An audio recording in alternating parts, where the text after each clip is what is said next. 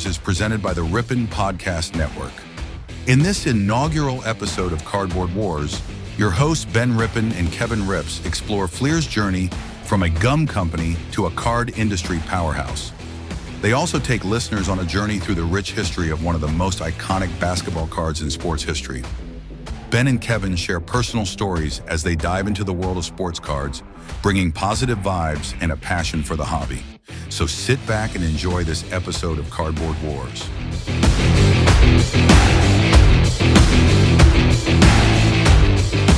Welcome everybody to the first ever Rippin podcast. We're calling this particular series Cardboard Wars, which reminds me a lot, Kevin, of the time when I was a kid and I got to go see the motorbikes jumping in the Coliseums, and the guy would come on the announcer and he'd say, "This 4th of July weekend, prepare to get annihilated. Sunday. This 4th of July. This is kind of like that, maybe not as exciting. My name is Ben. I go by Ben Rippin online, and I'm joined with my dear friend, Kevin. Kevin, where do you go online? How do people find you? I'm Kevin Rips online. Everybody, we're excited today as we dive in the first ever episode of Cardboard Wars. We are going to talk about a card that actually Kevin and I are physically holding in our hands right now. It's one of the most important cards in any person's collection, and a card I believe will continue to go up in value. This card had an impact on me. What about you, Kevin? That would be putting it mildly, Ben. It's had a massive impact on me. And we're going to kind of dive into that story a little bit today. But before we do, grab your, I think it's a dual flux capacitor and Back to the Future, and just come back to me, Kevin. Imagine you and me, kids. It's 1986. We're at some store. We're probably shopping for a candy bar or some penny candy, something back then, and we got 50 cents in our in our pocket, and we look to the left and we see a pack of sports cards. And maybe for the last couple of months or years, we had only bought baseball cards, but we see something different. On this particular pack of cards, Kevin, it says Fleer, and it says Fleer basketball cards. We open up that pack, and inside is a piece of gum. It's kind of got that weird powdery stuff on it, and it kind of smells a little weird. And we start going through the pack, card by card by card.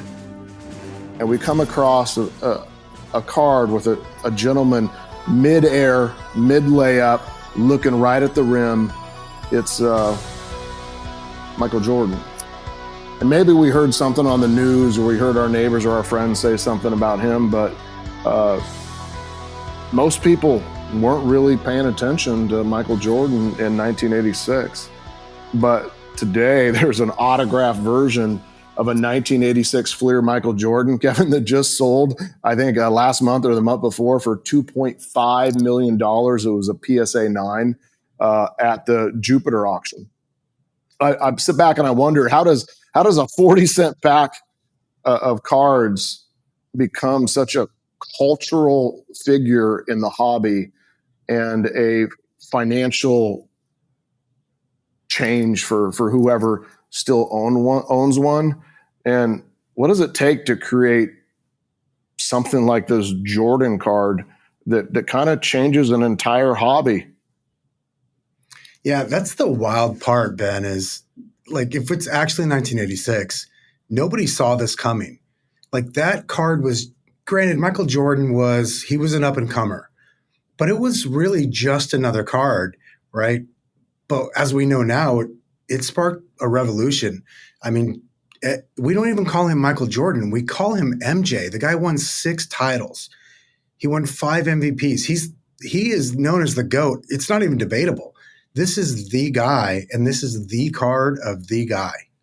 So today, Kevin and I, Kevin Rips on Instagram and Ben Rippin on Instagram, and you might find us on some of the platforms out there like Loop or whatnot, or we're going to tell the story not just of Michael Jordan, but we're also going to tell you the story of Fleer. And the story is really about how a very small gum company and a rising NBA star at the right moment in time kind of created something pretty extraordinary. It's kind of one of these positive stories, which all of our podcasts will be, of grit, risk, and even a little bit of luck. So we're going to talk a little bit about how we built this and specifically about Fleer itself. Before I do, Kevin, let's tell a story very quickly about recently how you and I came into contact with a 1986 Fleer card from a storage unit in the middle of Oakland.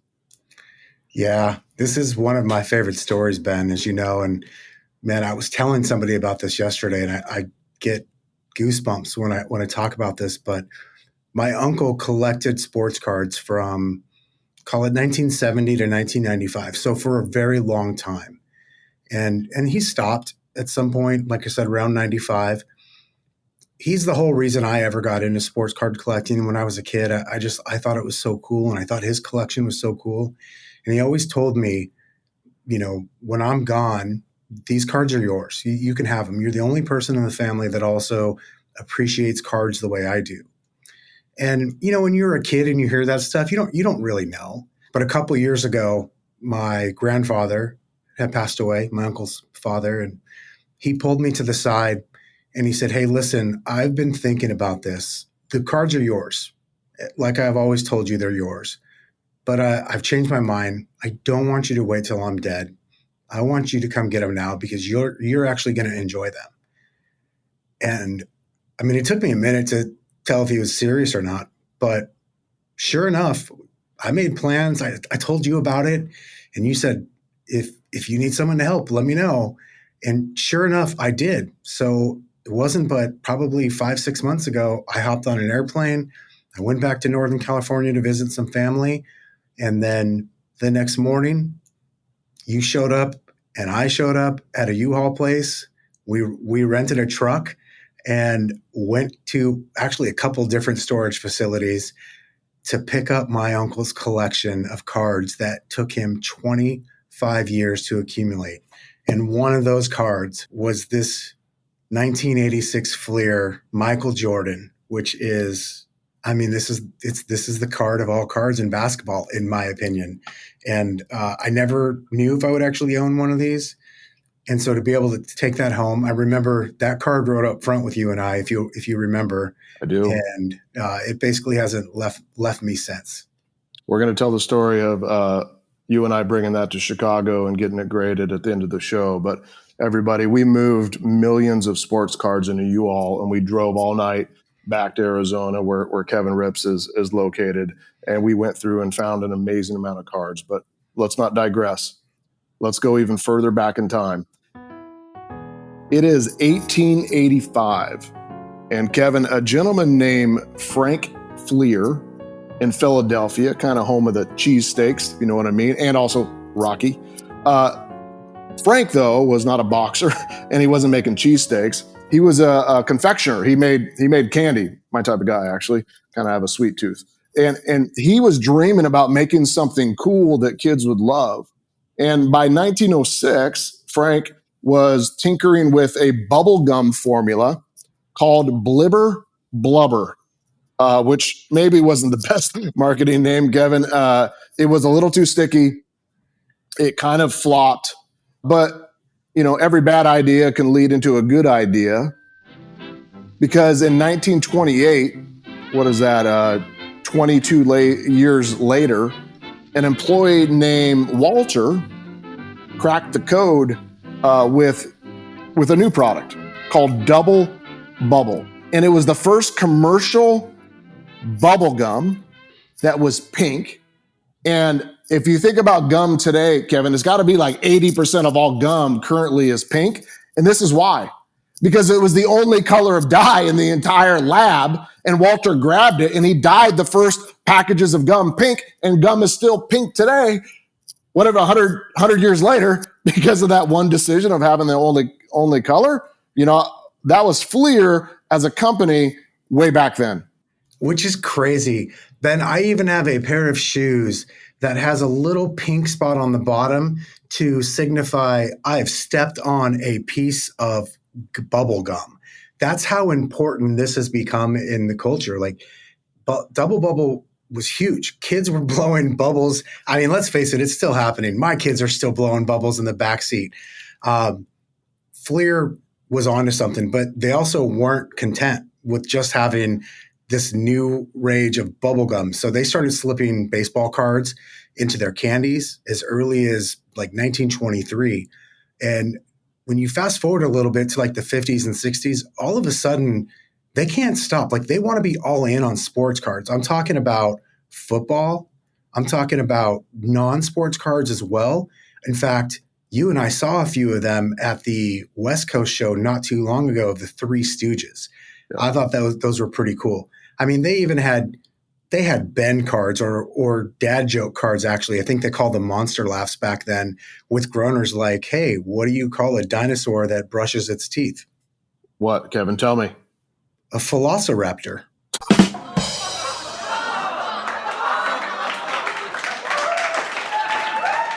See, that is such a great joke. And that's been around since 1960 something.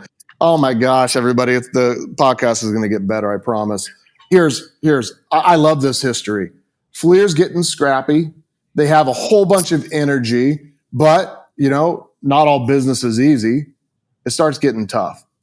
In the 1950s, Topps, who's still around today, has baseball locked down with exclusive contracts with all the best players. And this monopoly is basically suffocating every other card company out there, especially Fleer. It caused massive chaos in lawsuits where Topps actually sued Fleer. In order to counter that, in 1959, Fleer signed another legend named Ted Williams. And many of you, if you've seen auctions or been around card shows, you see packs of cards that just have Ted Williams on the front. It was an 80 card set, very unique, super cool. But Fleer was struggling because they had really no control or no opportunity to continue making sports cards competitively. But I don't think they quit, did they, Kev? No, that's the thing about Fleer is they don't have any quit, which is part of the story that I love. So what do? In face of a lawsuit and effectively this monopoly that Topps has at the time? They pivot, and instead of current players, they pivot to baseball greats. And so in like 60 and 61, they start making cards of retired legends, guys like Babe Ruth, Ty Cobb. You might have heard of them, right? A couple years later, though, they just can't help it. So they try another active player set. And I bet you can guess what happened next. More lawsuits. And I mean, this was like a decades long. I want you to think of like Saturday night's main event where they put the cage over the wrestling match. It was that kind of knockdown, drag out fight. That didn't actually kind of resolve itself until 1980 when there was a judge named Clarence. And Clarence hands Fleer and another company we know, Donruss, a win in this big antitrust lawsuit against Topps. And they broke a 25-year baseball monopoly, which allowed Fleer and Donruss back into the game in 1981.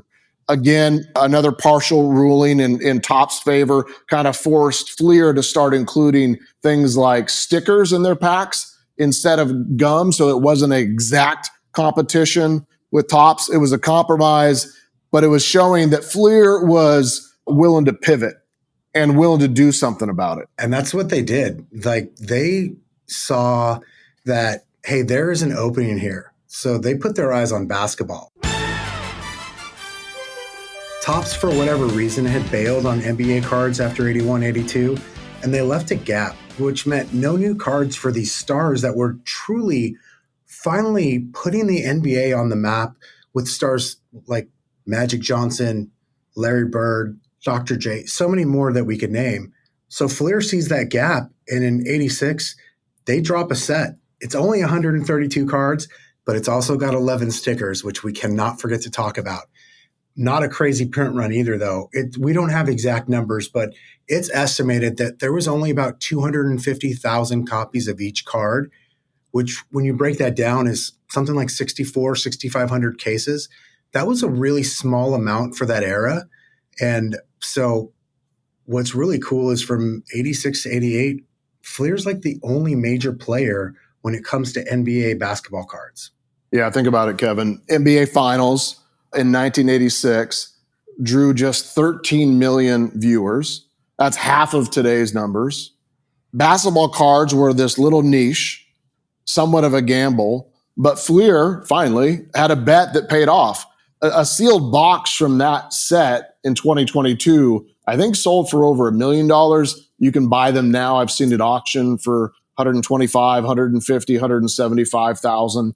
Inside those boxes, interesting enough, Kevin, because of how the cards were collated, like organized and put in there, you can basically estimate that in every box of 1986 Fleer, there is either 3 or 4 Jordans. And if you open up one of those boxes and you get less than that, most likely the packs were commingled or sorted, or they had been gone through and all the goods have been stolen. Fleer continues making cards, obviously. And then in 1989, they made another really interesting box of cards because a little inscription on the bottom of a bat for a Mr. Bill Ripkin slipped through, which I think, if I remember right, Kevin said something like the word F space face on there spelled out. And they made all these different versions to try to correct it, black boxes over it, all kinds of variations. I think there's 10 plus different variations of that card. And then that kind of brings us to the 90s. And in the 90s, something major changed for Fleer. Yeah, you could say the 90s were wild. What happened first is Marvel, as in Marvel Entertainment, they bought Fleer in 1992 for $540 million. Wow. And then in 95, they merged with Skybox, which sounds all good, but here's the bad news. After 67 years, they shut down their plant in Philadelphia. But the worst part of it was over Thanksgiving. I can't even imagine what a gut punch that must have been for the employees there. The Double Bubble sold in 98 to another candy company called Concord Confections, then to Tootsie Roll in 2004. Marvel, by the way, had other problems in 96. They had a bankruptcy, which led to Fleer's the sale of the Fleer brand in 99 to Alex Grass and his son Roger. And then by 2005, Fleer's folded. It liquidated its assets. Upper Deck snagged the Fleer name for a measly $6.1 million. I kind of had forgot that Upper Deck owned Fleer because they hadn't done anything with it, except for in July of this year, Upper Deck drops a Fleer Scooby-Doo set with inserts nodding to the 86-87 basketball stickers and the 89 Ripkin card. You know, maybe Fleer has a emergent story coming back out where they can go back and start fighting some of these giants. So what you just heard was a story of Fleer as a company and the battles that they went through before they finally sold for hundreds of millions of dollars. But let's get back to the NBA. In 1986, the NBA was crawling out of the 70s. In the 70s, basketball had pretty low ratings. There was drugs, scandals. Finals were on a tape, but they were delayed for people. Magic Johnson and Larry Bird's Lakers, Celtics kind of battle started to change everything. Pulled in 17 million viewers for the 85 finals. Kareem Abdul-Jabbar at 39 is still dropping 25 points a game, Kev. Dr. J's kind of flying through the air in Philly. But then in Chicago, there's this kid that we've been talking about off and on the whole show named Michael Jordan, who's about to rewrite the script of basketball and become one of the greatest players of all time. Yeah, let's talk about MJ and his rise. He was born in Wilmington, North Carolina. I think a lot of folks know this, but it's worth stating again. He was cut from his high school varsity team as a sophomore. Like, you don't see that happen to NBA players. And if you know anything about MJ, that did nothing but fuel his fire. Then he gets to UNC, which, by the way, was the only college that when he did get around to being recruited, because he was great already in high school, they were the only college that did not offer him, or I should say guarantee him, a starting position. But he still goes there because MJ knows he's going to outwork everyone. He's going to bet on himself. Mm-hmm. And wouldn't you know it, in the 1982 NCAA championship game, as a freshman, he hits the game-winning shot. To Black. The time, 18. Shot, Jordan! Michael Jordan! 14 seconds. Red Brown, Carolina has won the 1982 NCAA championship. I mean, I can, as I'm saying those words, Ben, I'm picturing him taking that shot. He ends up, this is the part that blows me away. He ends up getting drafted 3rd in 84 by the Bulls. Now, number one, I get it's Akeem Olajuwon. He's another all-time great, and he's a center. Number two, I think it's good to know this because it comes in handy in like Trivial Pursuit games. Sam Bowie. Sam Bowie was the 2nd pick, and MJ was number 3. The Chicago Bulls pick Michael Jordan of the University of North Carolina. So Michael Jordan, I digress. Right now he hits the NBA. He lights up his rookie year. He averages over 28 points a game, something like 51.5% shooting from the field, 6.5 rebounds a game, almost 6 assists, 2.5 steals. And here's the part that actually blows me away. He averaged almost a block a game. Like, this is a guard blocking almost a full shot every game. He's the first rookie since 1969 to start in the All-Star game that year. Of course, he wins Rookie of the Year, and he drags, and I mean drags, his Bulls team, who were 38-44, into the playoffs, their first appearance in 4 years. It's actually incredible. A 21-year-old kid pretty much carrying an entire franchise. But then in 85 and 86, it hits him hard. He breaks his foot in the 3rd game. He misses 64 regular season games. Most other players would crumble, not Michael. He's back for the playoffs and dropping a still standing record of 63 points in game 2 against the Celtics, a team which was loaded with Hall of Famers. Larry Bird calls him God disguised as Michael Jordan. And in those 18 games he played that season, he still averaged 22.7 points, 3.6 rebounds, and nearly 3 assists. That's crazy, Kevin. And then off the court, something happened, which I love and you and I wear still today. Absolutely. This is like the Air Jordans are born. Nike's first launch in 85, raking something like $126 million in sales by 86. So by the time he's back and after that having gotten hurt, he's averaging in his 3rd year like 37 points a game, which is mind-blowing. He's joining Wilt Chamberlain as the only player to hit over 3,000 points in a season at that time. He's no longer just a basketball player. This guy's a phenomenon. Yeah, insert "This is where legends are made" song. This is what legends are made of song, or whatever you call it, right? This is what makes Michael's story so compelling.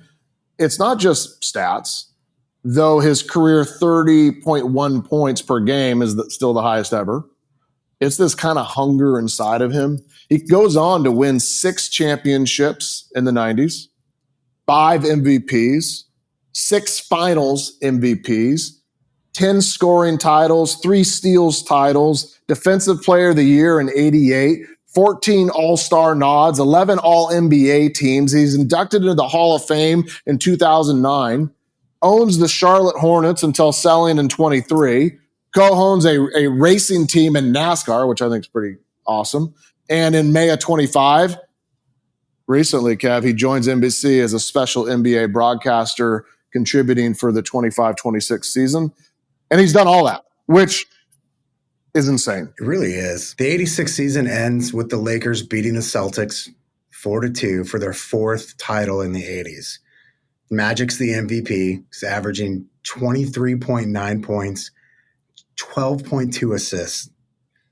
And the 86 draft brings in Chuck Person, Dennis Rodman, Brad Doherty. So more great players coming into the NBA. But MJ is the spark. And that 86 Fleer set, it captures it. 31 Hall of Famers with Jordan as the fuse.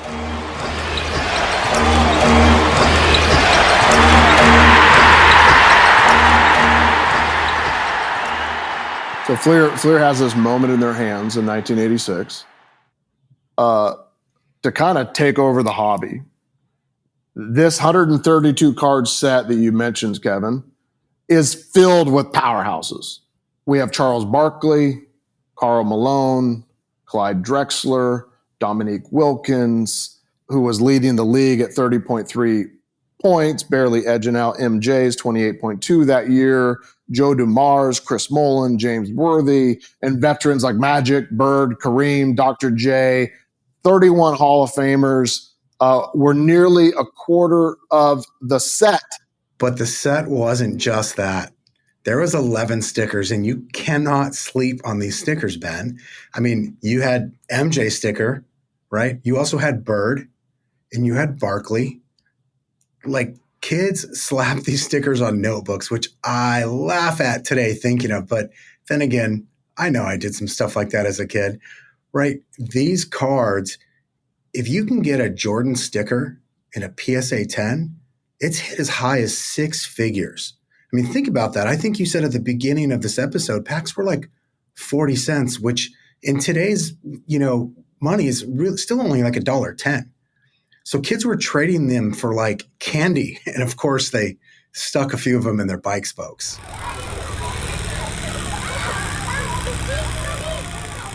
Yeah, I saw one at the National Show in Chicago just last month, Kevin. Prices have dropped a little bit since the COVID kind of craziness of card prices, but PSA 10 Jordan sticker, 55 to 60,000 wouldn't be a crazy price for a card. And sealed boxes, as we mentioned, can go for 100,000, 150,000, 200,000. During COVID, they went crazy. And even common cards, non-stars like Johnny Moore in a PSA 10 can fetch thousands and thousands and thousands of dollars because the cards overall are hard to grade. They're off-centered. They had rough edges. There was weird printing errors and printing dots, damaged from the factory or damaged over the years of sitting in packs.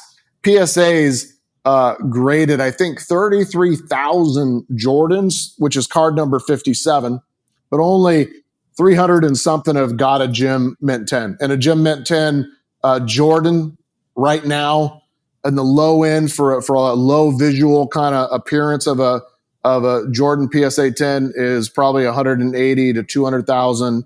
Saw one at the show in Anaheim last week with you, Kev, for 210,000. You see them go at auction up to 220 or 228. They're hard to find. They're rare. And if you get an auto on it, it goes insane. It goes for millions and millions of dollars. Less than 1% of the estimated 250,000 Jordans that were originally printed actually end up in a Gem Mint 10. Very, very difficult. So, when you carried your Michael Jordan from the storage unit in the U-Haul to Arizona on a plane and a backpack to Chicago, and you and I waited in line for 474 hours at the PSA booth, and we dropped it off, and then 3 days later we get a text and we walk back up at the booth. We didn't know what we were going to get, but what did yours end up getting, Kev? I got to be honest, man. I'm so happy with this.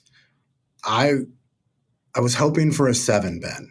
I was mentally prepared for a 6, but I got an 8. I should say the card got an 8. So I got an 8. You just never know with these cards, to your point, like what grade are you going to get? They were so tough because of the way they were cut back then. There's just not a lot of great grades. What's fascinating about these cards is the Michael Jordan number 57 true rookie card in a PSA 10, as like I said, is 200 to 220,000. In a PSA 9, probably 28 to 30,000. In a 8, probably 8 to 10,000. In a 7, I know because I just did a trade with somebody today I traded my CGC 7, I think, for 6,300 for a couple of other cards. Such a variation between grades. But when you're out there looking for your first Jordan, I don't think the grade matters. Just owning a Jordan is super cool. And the first Jordan I got, I think, was a 6. And I didn't pay a ton for it when I got it, and I'm just honored to have it in my collection. But you got to be careful, right, Kev? You do. In fact, it's part of the reason I was also a little nervous about the grading, because this is the most counterfeited card ever. You can tell the real ones. They've got a sharp Fleer font in the corners. The color's kind of textured. The back is actually it's off white. There's fine lines on the graphics. This card is so, I think the word I'm looking for here is important, that unfortunately it's become counterfeited a lot. But again, this is MJ. This guy's the GOAT, right? We're talking about a guy that scored over 30 points a game, 6 titles, like you mentioned. I mean, he's the guy. We don't even have to say his name. We can just say the letters MJ. Or just the numbers 23. And we most likely know who we're talking about still after all these years. It became more than a card. It's a piece of history. And that's what I love about the hobby, is I get to collect history that allows me to go research and study some of the hardest working, most talented humans to ever play any sport. And it's something that we get to see grow in value over time. I always tell people the secret to being poor is to sell things that go up in value over time. So the secret to being rich is to never sell things that go up in value. In 1986, Kevin, you could have bought that card at a card shop for $2 or $3. By the 90s, it was a couple hundred, which was a ton when you and I were growing up. And by 2008, a little bit of a dip. In 2021, it goes crazy. A PSA 10 sells for $738,000 in 24, $216,000. An autographed PSA 9, as we mentioned, fetches $2.5 million. Total number of Jordan rookies sold at auctions, 7,937, Kevin, that represents $73.5 million in kind of a market cap just in the auctions that we know about. Insane. It really is. You know, earlier in this episode, you mentioned how you believe this card will continue to go up in value over time. And my first thought when you said those words was what you just said. It's a lesson you taught me, where you said the secret to staying broke is continuing to sell things that go up in value. And I can tell you right now, for more than one reason, never selling this guy, because these, first of all, the card's important. But as you just pointed out, these numbers are so big. PSA 8 for 8 to 10,000, raw cards for a couple $1,000. I mean, this is big deal, and it's driven by MJ's billionaire status and who he is. Like, he's not just a retired player; he's the retired player, and he has an empire. And I think every single player that plays this game, professional or not, at some point just looks up to him. Yeah, how does this 40-cent pack that we bought instead of a candy bar turn into some sort of fortune? It's kind of magic. It's his magic on and off the court. It's the legacy of owning a piece of history like this. And you'll run into all these different types of collectors, Kevin, that have a story. I found on Twitter a story of a dad finding an 86 Fleer set in his attic that he remembers buying for $10. The Jordan grade's an 8. Or somebody else that buys a single pack and for a small amount of money and pulls a Jordan rookie. It's people going to flea markets and finding boxes of cards and finding a Jordan. I wouldn't be surprised when we're done going through your uncle's storage unit if we don't find another one somewhere in those millions and millions of cards that are in those boxes. Ken Golden, who sells as many cards as anybody and for some of the highest prices at his auction site, golden.com, always has amazing examples of the best cards. And so many of the highest selling cards in history have Jordan or LeBron or Kobe with an auto or a pair of shoes. It's something huge. In fact, in 2021, Kevin, what happened on Google? Google searches spiked something like 300% in 2021, Ben. So what we find out is there's an $800,000 fake scam that gets busted. MJ's 6 Rings, Space Jam, the movie, and the Jordan brand just keeps this universal. In PSA is currently rejecting nearly 12% of all Jordans as fakes. So as our friends and listeners out there that are excited about having their first 86 Fleer card number 57 Jordan rookie card, be careful. Find the right card, make sure it's graded, have an expert look at it, because it can be very, very dangerous. Let's talk a little bit about this podcast, Kevin, and the idea of Cardboard Wars and getting this information out is for people out there in the hobby that want to listen to something where they can learn, where it's positive, where it isn't people trashing other people, and where you can go to just become a little bit smarter about the cards that we all love. And I would imagine if you go to one of our Instagram pages like Ben Rippin with a G at the end, or Kevin Rips, and you appreciate this podcast, tell us what cards you would like to learn about in the future, or what other content you would like to hear, and we'll make it a reality. Send us a message. We promise to respond to everybody that hears this as fast as possible. We have a couple other episodes coming up. We're going to cover things like potentially a 2000 Bowman card for a football player that went pretty low in the draft. Maybe a 1989 card from a baseball player, or a 1980 triple card that had 3 phenomenal basketball players. Or how about a girl on a tennis court that created one of the most valuable cards ever created with a female on there prior to Caitlin Clark? Cardboard Wars is about sharing history and sharing the hobby with our friends, and me getting to host this podcast with my friends, Kevin, and many others who you'll meet as we go forward in this. Anything else you want to add about today's call? You know, Ben, I think you really nailed it. Please share with us on Instagram. Share with us your stories. This was the last point I wanted to make, that this is truly what it's all about. You know, Ben, I haven't told you this yet today, but I opened my mail today. I don't do that every night. I did it in the morning today from yesterday, and I opened it. I could tell it was a package that had a card in it. I just wasn't sure what it was. Maybe it was something I bought on eBay. But sure enough, it was a card, happened to be my favorite current baseball player. And it was from a friend of mine that I met on Instagram. He didn't sell me the card.